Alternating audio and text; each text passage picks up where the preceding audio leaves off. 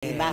At saka wala po talagang pinakamasarap na pangalang isangkot dito kundi si Gretchen Barreto. Pati nga po, nagiging collateral damage na nga si Sunshine Cruz. Pero alam naman po natin na kailan lang ba pumasok si Sunshine sa buhay ni Double A.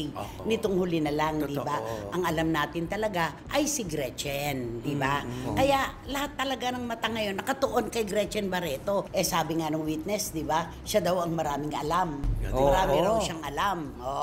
Mahirap talaga yan, ganyan yung sinabi nito, marami siyang alam. Pero ikaw mismo sa sarili mo, ano yung alam ko? At ano sasabihin ko? Ano sasabihin ko? Diba? Totoo yun. Kaya nga eh.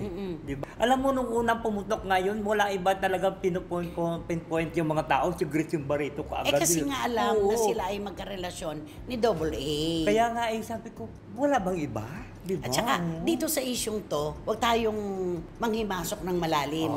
Kung ano man pong naganap dito at kung totoo na merong mga mahigit na 30 sabungerong inilibing sa lawa ng Taal, ito po ay nasa DOJ na hindi para sa amin ang magsalita. At talaga nakakaawa naman po yung mga pamilya na hanggang ngayon ay umaasa kung maaaring makita pa nila ang kanilang mahal sa buhay, kung buhay o buto na. Diba? Kung kalansay na. Abay, nakakaawa po talaga. At kawawa din dito yung mga binabanggit na mga pangalan.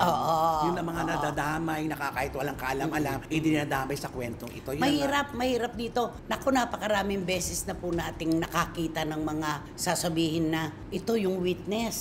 Ito yung nakakaalam.